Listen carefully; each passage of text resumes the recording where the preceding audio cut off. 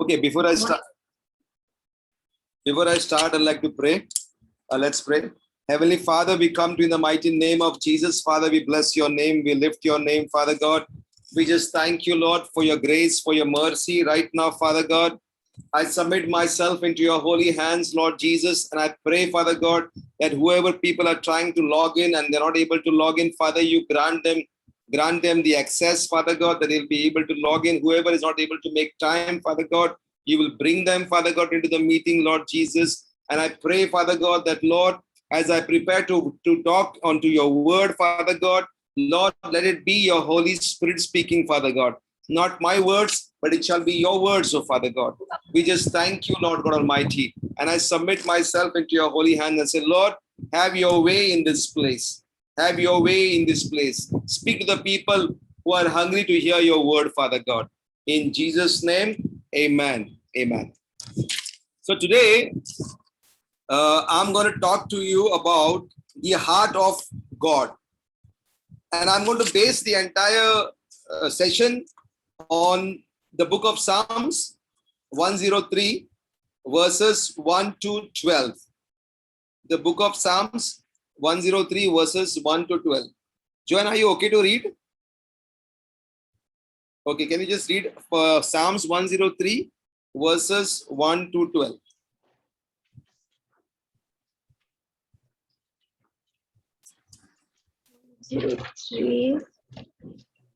Yeah, Psalms 103, verses 1 to 12. Bless the Lord, O my soul, and all that is within me. Bless his holy name. Bless the Lord, O my soul, and forget not all his benefits, who forgives all your iniquities, who heals all your diseases, who redeems your life from destruction, who crowns you with loving kindness and tender mercies, who satisfies your mouth with good things, so that your youth is renewed like the eagles. The Lord executes righteousness and justice for all who are oppressed. He made known his way to Moses. He acts to the children of Israel. The Lord is merciful and gracious, slow to anger and abounding in mercy. He will not always strive with us, nor will he keep his anger forever. No, he has not dealt with us according to our sins, nor punished us according to our iniquities. For as the heavens are high above the earth, so great is his mercy towards those who fear him. As far as the east is from the west, so far has he removed our transgressions from us. Amen. Amen. So this psalm is talking about blessing the Lord and how the Lord God Almighty is healing us, how he is taking care of us, how he is crowning us with loving kindness and tender mercies, how he gives us, he renews our strength like the eagles, how he is not giving us his anger or wrath. He forgets what we do, but his mercy always covers us and protects us. So in summation, the question here arises is God caring, or rather is God fair, or God has a huge heart of love towards us, shown by the forgiveness and redemption to the cross. So believing and not believing is the question today. The heart of God. Sometimes it's difficult to picture where God is in the midst of world events. Like today, when we read about countless murders, beatings, crimes, it does not make sense.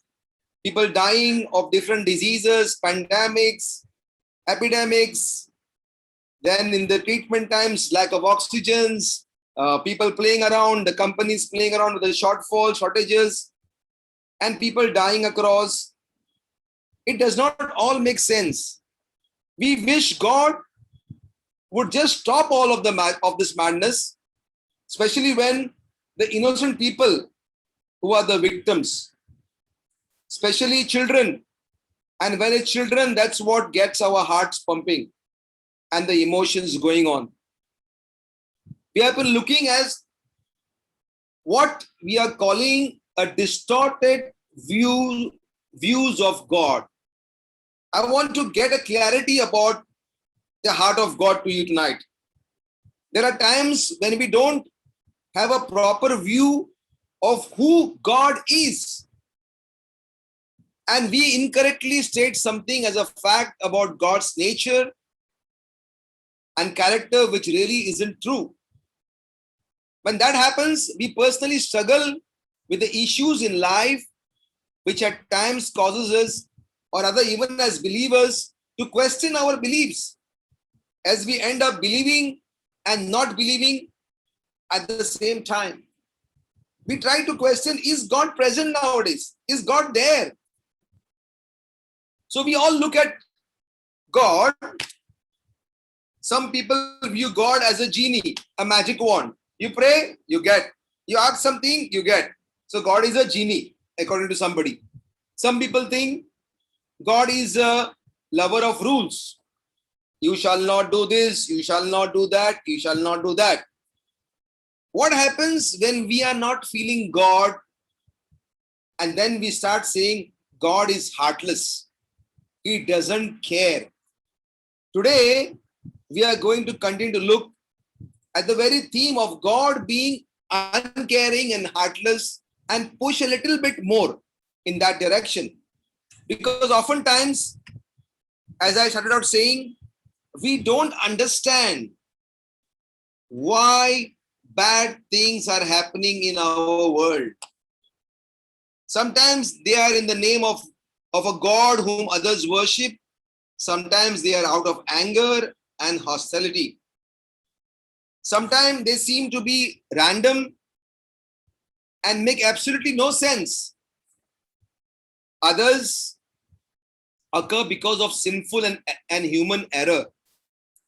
We could list a multitude of issues and things which have gone wrong and do a lot of questioning. So people ask, how can you believe in a God who doesn't seem to care? What is the question we have this? How can you believe in a God who doesn't seem to care? We all always say, why do bad things happen to good people? We say, this man is a godly man, he's doing everything right, and why do bad things happen only to good people? Isn't that a great question? Don't we all wonder at one time or another, why God, why? Why do these bad things happen to good people? And on the other hand, don't we sometimes think, why are these good things happening to bad people? This question keeps running into our minds. Why are bad things happening to good people and good things happening to bad people? There is a problem here, right? Now, when we ask that question, we never include ourselves as part of the bad people. Those are the people who commit murder and are generally destructive people in our world, we say. Those are the people we see on the news, the internet, or read about in the newspapers. So now, is our God of rules? The rules remind us that we are sinners and we need grace. We all have committed sins.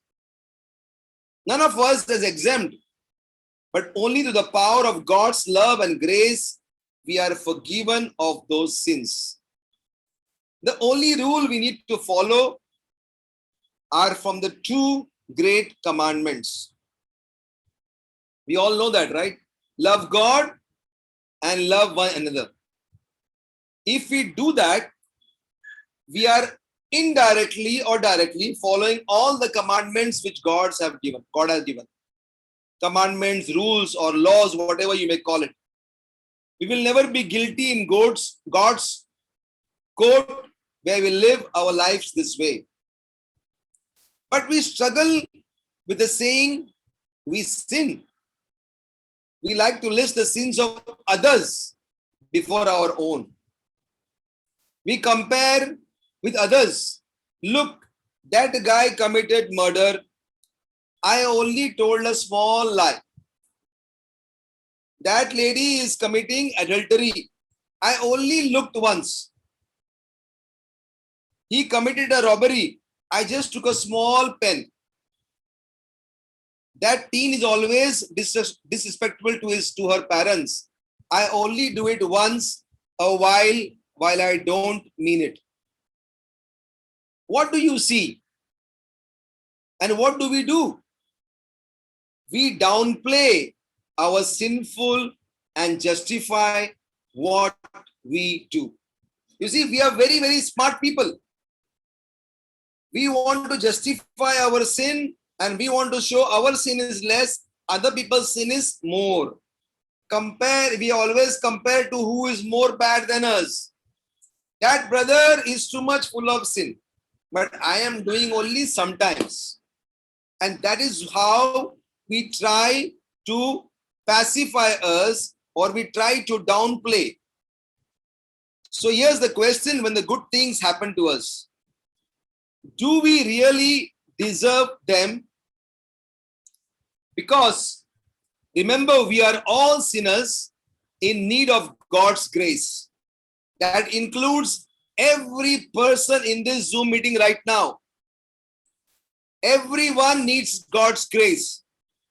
I don't know about you, but I am a part of the group of the sinners. I'm not proud to be called a sinner. You might say, you're a pastor, you're a reverend. Yes, I am, but I am still in a person, a man who can commit sin. I don't get it right all the time, but definitely I do some mistakes here and there.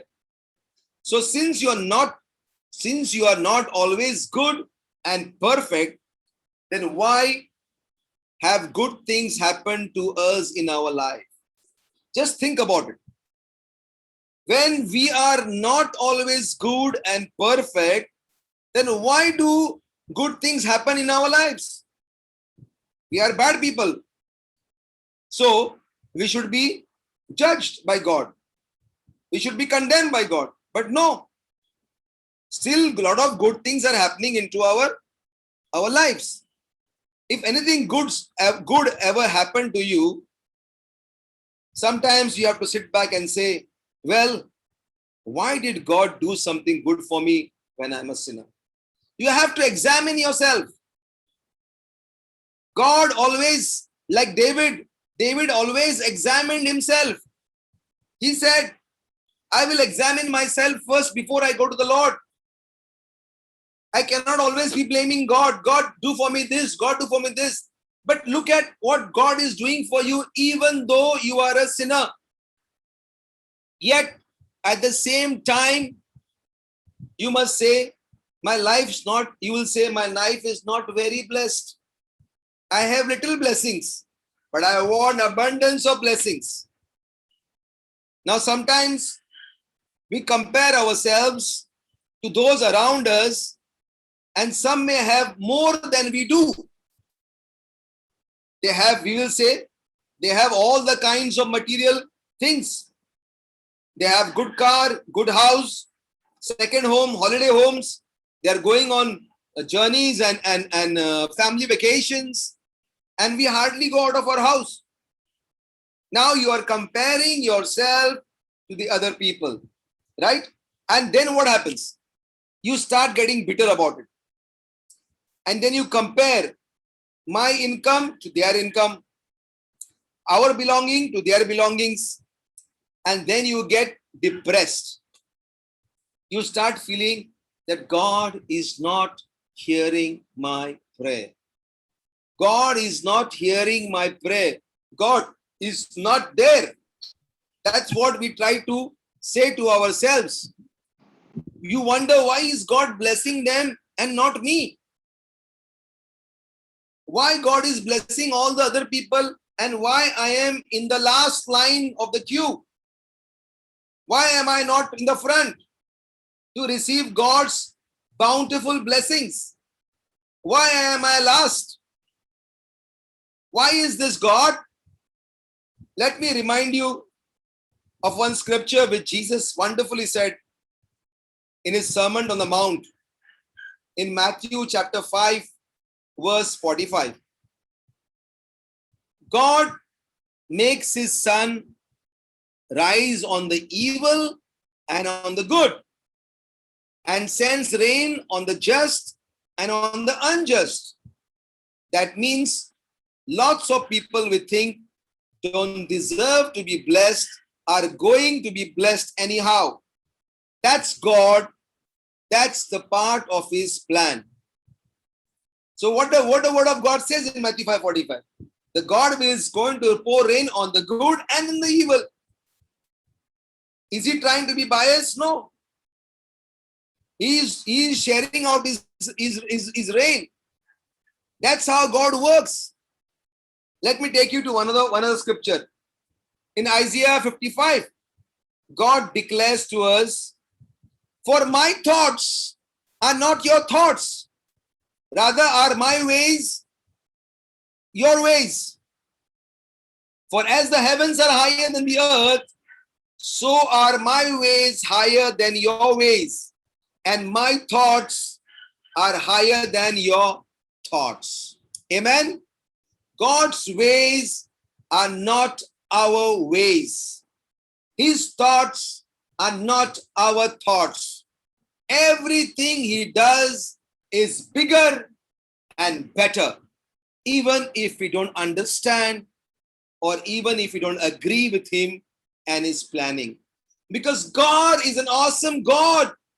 He has always great plans for you. He has bigger vision for you than what your fickle mind can think.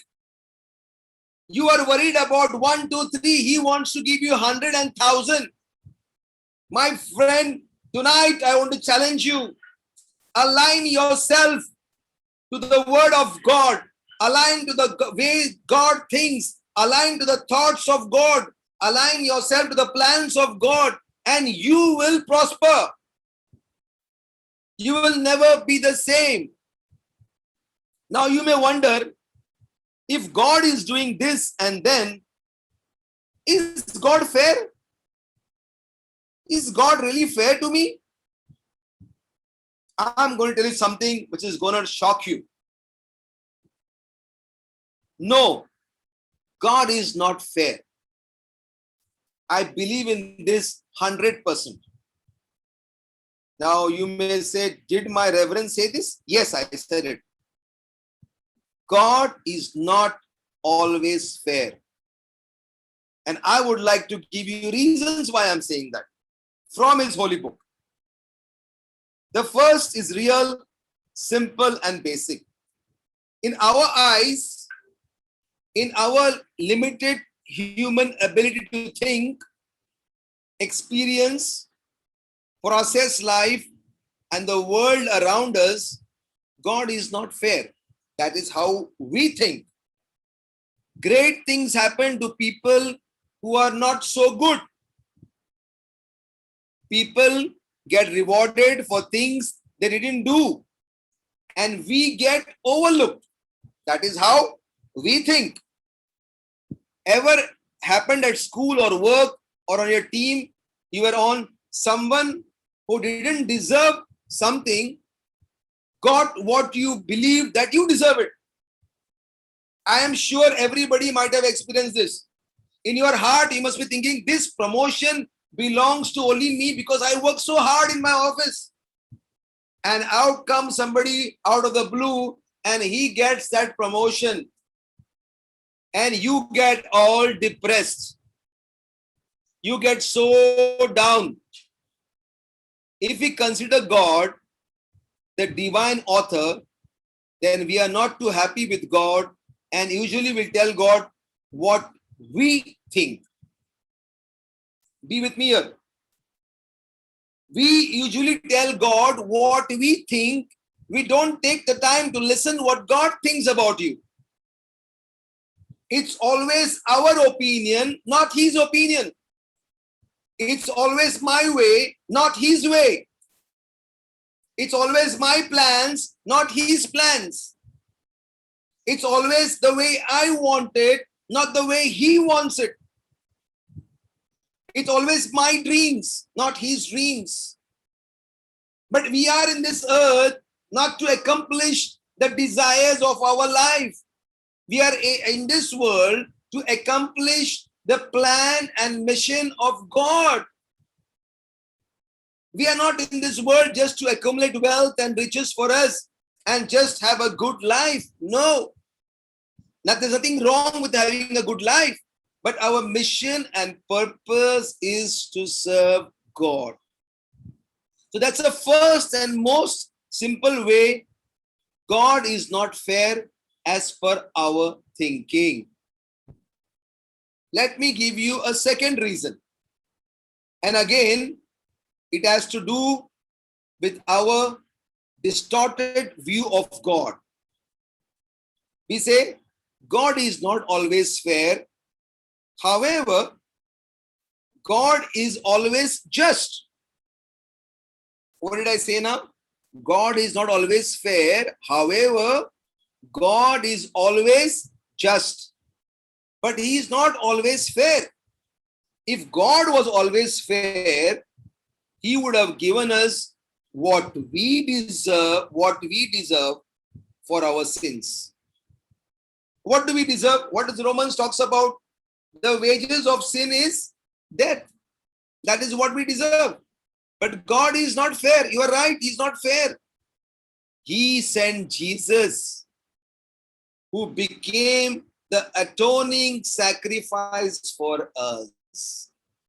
If God was to be fair, today we would have been stricken death long ago. At the rate of the way we live our lives, full of sin, we have no chance in this world.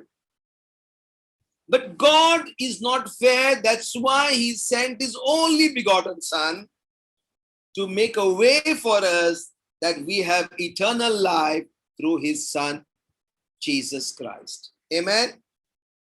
Listen to these words of Psalm. Listen to these words of Psalm 103. It says, "Bless the Lord, O my soul, and all that is within me. Bless his holy name." Second verse. "Bless the Lord, O my soul, and forget not all his benefits." He said we should not forget his benefits. There's an emphasis on that one. Third one, "who forgives all our iniquity," which means our sins, our transgressions. And then it says, "who heals all our diseases." So when we are in trouble, we go to God, we pray, "Lord, I'm suffering with XYZ disease. Lord, heal me." We as a church pray together. We all stand together as one family. We pray powerfully and the brother gets healed. Why? Because it's a God's promise. He forgives all your iniquity, who heals all your diseases. Fourth one, he says what? "Who redeems your life from the pit, who crowns you with steadfast love and mercy." Eighth verse, "The Lord is merciful and gracious, slow to anger, and abounding in steadfast love." Means what? When you do a mistake, when you fall down, when you commit blunders, is God straight away putting his wrath on you? No. He's slow to anger. He's merciful. He's gracious. Why? Because he loves you, that you are his child. He has his love feeling for you. He wants to give all of his love to you. The ninth one, "he will not always chide, nor will he keep his anger forever." Again, does God keep his anger forever and ever? No. Today, we as human beings, if our wife or children or somebody says something, or our friends or brothers, sisters, we are very, very, very, very concerned not to forgive them. Which that brother did for me so and so, I will show him one day. We are very quick to react in the revengeful manner. We are very, very difficult for us to forgive. But God does not deal with us according to our sins, nor does he repay us according to our iniquities. Why does he do that? 11th verse. For as high as the heavens are above the earth, so great is his steadfast love towards those who revere him. As far as the east is from the west, so far does he remove our transgression from us. I mean, look at this verse. As far as the east is to the west, so much far he removes our iniquities, our transgressions. As a father shows compassion to his children, so the Lord shows compassion to those who revere him. God has a compassionate heart. When you come to him and you say, God, I am sorry, he is going to bless you. He's going to accept you. He's going to give you with all his compassion. He's going to blow out everything he has got for you. Amen. For he knows our frame. He remembers that we are of dust. 15 verse says, as for man, his days are like grass. He flourishes like a flower of the field. You see, God wants us to flourish. God takes care of us, nurturing us, and wants us to grow in godliness day and day out. For the wind passes over and is gone, and its place knows it no more. But the steadfast love of the Lord is from everlasting to everlasting to those who revere him, and his righteousness to children's children. What a powerful verse. It says steadfast love of God is from everlasting to everlasting. And his righteousness is to children's children, means to our generation. To those who keep his covenant and remember to do his commandments. Such a beautiful verse David has written. This brings back home the heart of God. Consider what David wrote in verse 10 and 11 again. He does not deal with us according to our sins, nor repay us according to our iniquities. Now tell me, is God fair? God, if he was very fair to us, he would also punish us equally the way what we are doing sins. Thank God that he is not fair. Otherwise, we would be judged properly. Then it says in the 11th, for as high as the heavens are above the earth, so great is the steadfast love towards those who fear him. I love that next verse. As far as the east and from the west, he removes our transgressions from us. You know, can the east and the west meet? It doesn't meet. If you walk all the way to the eastward, you'll keep on walking to the eastward. East and west don't meet. And that is what he says. He removes our transgression that far. He puts our sin aside. God does not say, oh, these people are a bunch of pathetic sinners. I'm going to destroy them. He doesn't do that. Instead, God looks at us with mercy and grace. He uses all his power to build us up and tell us, you are my kids. I love you. You are my children. I love you. Whatever you do, I am always open with my arms to you. The same story as the prodigal son. You all know the prodigal son story. The parable of the prodigal son. He squandered everything, he went away. But when the father saw that the son is coming, he put the best of the clothes on him. He put a gold ring on his finger. He was so excited. Why? Because God is love. And he wants us to come to him. He does not want a single child to go astray. He wants to give you the best. He wants to do the best things for you. That's the nature of God. That's what God does for us. He's not going to repay us for all the bad things we have done. All those sins, I'm going to put them aside, he says, and I'm going to forgive you of your sins. That much, I'm going to remove those sins from you.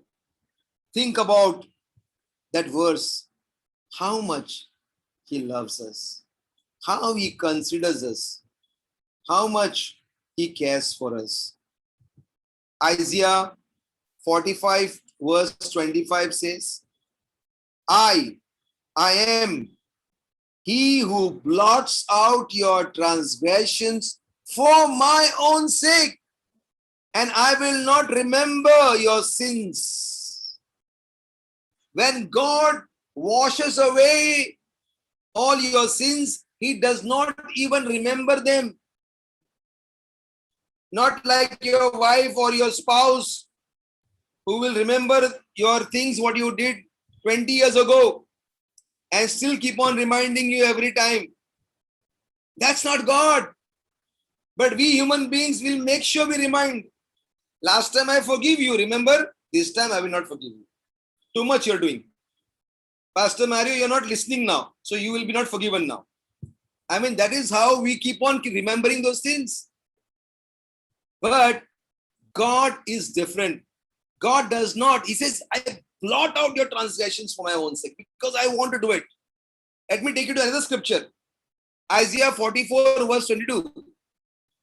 Isaiah chapter 44 verse 22 says, I have blotted out your transgressions like a cloud and your sins like mist. Return to me, for I have redeemed you. I have redeemed you. He has done it all for you. He says, I have redeemed you. I do not remember anything about you. Your sins are all finished for me. The moment you come down to Jesus and you say, God, forgive me. Accept me as I am. I give you my heart. I accept you tonight. You are done. Brothers and sisters in Christ Jesus, that's all what God looks for. That's all God is. That's the heart of the Father. That's the heart of God. Hebrews 8 verse 12 says, for I will be merciful toward their iniquities, and I will remember their sins no more. See how clear the Old Testament and the New Testament is. He says, for I will be merciful towards their iniquities, and I will remember their sins no more. Only God is the one who does not remember your sins nor keeps accounts of your sins. Everybody else, unfortunately, does. Hebrews 10:17 says, then God added, I will remember their sins and their lawless deeds no more. No more. It's over. It's done. Like how Jesus said on the cross, it's finished. When you come to Jesus, when you ask him for forgiveness, your sins are done. In Arabic, we say khalas. It's over. No more. No more continuation. Every so often, you have to thank God that he is not always fair. I started this talk by saying God is not fair. Now I am proving to you why he is not fair. And we have to thank God that he is not fair. He does not give us what our sins deserve. Whenever you are tempted to look at whatever it is, the crazy stuff in the world or the personal situation that feels unjust, when you call out to God, why would you allow this? Here is something that I challenge you to do. Don't just think about about it from your perspective, but think about it from the Heavenly Father's perspective. A Father who loves you, who has a purpose in your pain, and is with you when you are hurting. Have you ever had to hold your child down when they were hurt? When they fell and they were bruised, and maybe they needed stitches or they needed their wounds to be cleaned, and you are putting the antiseptic on their wounds, and it's causing a lot of pain for the child. The child is in pain, the child is in tears. The child is not able to hold back the tears. But everyone at that time is hurting. But you hold them down because you want their wounds cleaned and to be healed. There is no way you're going to leave them as it is. It doesn't seem to make sense for the child that time, but when they hurt, you also hurt. Same way, today when we are hurt, the Father's heart also gets hurt. How much we have to be careful into our life that if we walk in the ways which are not pleasing to God, it's hurting our Father. It is hurting the Lord God Almighty. Yep. How can you do it? I want you all to reflect tonight. The Father's heart, when He is pouring out so much of love to you, how don't you see it? In the same way, today, in whatever situation you are, if you are hurting in any situation, maybe through disease, maybe through financial lack, maybe through emotional trauma, remember, God hurts with you. He is feeling your pain. There are times when He wants to tell you, but you cannot quite understand God telling you, I'm going to do something through this. As a reason, I'm working and I'm still here. God is always working in your life. Through your pain, through your trials, through your tough times, God is working in your life. Even Jesus said, trials and tribulations will come. Be of good cheer. I have overcome them all. If He has overcome them, then we can overcome them by His grace and by His power. Amen. It is how God works. God's heart is too big. Brother, you have 5 He minutes. just Huh? wants to do, He just wants to do whatever He wants to do. And understand, He knows what it is like more than anybody else to hurt, because He loved you so much that He did something that wasn't fair. It wasn't fair to Him. Maybe it also wasn't fair to His Son to send Him into this world for a bunch of sinners like us. Yes, that's God's heart. He sent His Son to die, and when Jesus became sin, Jesus looked up to the Father and said, my God, why have you forsaken me? My dad, my Abba, my Father, why did you turn away? The Father could not look upon sin, but because the Father loves you, He sent His Son Jesus to take your place on the cross and to die on your place. That is the love beyond anything we can ever imagine. Our God is not a heartless God. Our God doesn't even just love you. He is love. It's not what He does, it is who He is. Amen and amen.